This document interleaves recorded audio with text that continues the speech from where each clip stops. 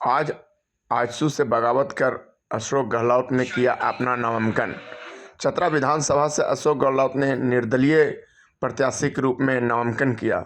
इससे पहले आजसू से उम्मीदवार बनाए जाने का संभावना था, लेकिन यहां पे एनडीए गठबंधन में एलजेपी को सीट जाने के बाद चतरा विधानसभा का मुद्दा आज अपना नामांकन दर्ज किए। पिछली बार भी कल भी प्रेस कॉन्फ्रेंस में कहा है। देखिए अशोक गहलोत ने क्या कहा चतरा के विकास के लिए और अन्य पार्टियों के लिए। गुणवत्ता के साथ में नहीं है। यहाँ पे लोग प्लान कर रहे हैं, मजदूर साथ ही साथ किसान का भी बदहाल स्थिति है।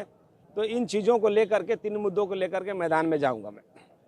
रही बात बगावत को लेकर के, मैंने बगावत नहीं किया है।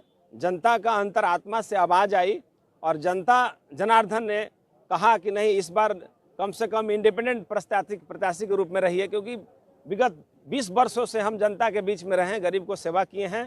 तो आम जनमानस के लिए, आम जनता के हित के लिए ये निर्णय मैंने लिया है। जिस तरह से राजद और भाजपा प्रदर्शन किया है अपने नामांकन में, उस भीड़ से आप क्या आकलन करते हैं?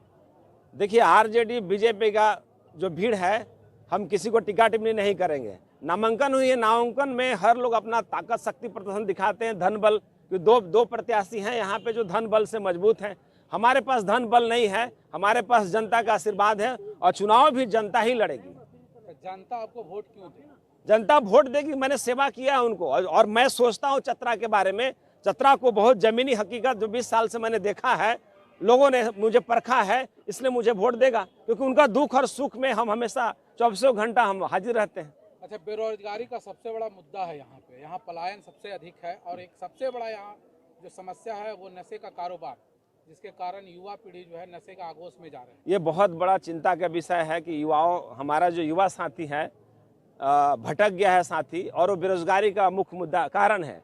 क्योंकि युवा बेरोजगार रहेगा तो कहीं ना कहीं गलत काम करेगा, गलत दिशा में जाने का काम करेगा। यहाँ के जो जनप्रतिनिधि हैं युवाओं के बारे में सोचा ही नहीं है, उनको और भी नर्क में ढकेलने का काम किया है। तो हम लोग चाहेंगे, क्योंकि यहाँ पे जितना भी माइंस और मिनरल है या बिचौलिया लोग कब्जा करके रखा होगा, कम से कम जनप्रतिनिधि को चाहिए था कम से कम कि यहाँ के लोगों को हक मारी मार रहा है बाहर के लोग आकर के, कम से कम उसमें व्यवस्था करना चाहिए, उनको रोजगार देना चाहिए था। आने वाला दिन में यदि मौका जनता देगी तो इसमें हम विचार करेंगे और युवाओं को चाहेंगे कि कम से यहाँ के लोगों को उसमें भागीदारी मिलना चाहिए।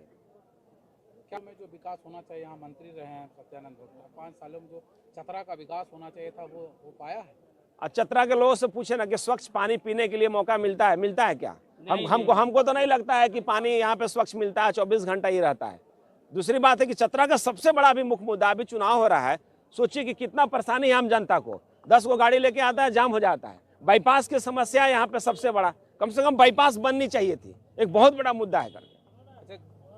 एक तरफ जो है मंत्री के पुत्र वधू हैं, एक तरफ जो है खुद पूर्व प्रत्याशी हैं, उनके साथ पूरा का पूरा जो है तो शीर्ष नेता लगे हुए हैं, स्टार प्रचारक उनके साथ हैं। आपके साथ कोई स्टार प्रचारक नहीं है? मेरे साथ देखिए सब स्टार प्रचारक है सर। ये जनता ही मेरे साथ स्टार प्रचारक है।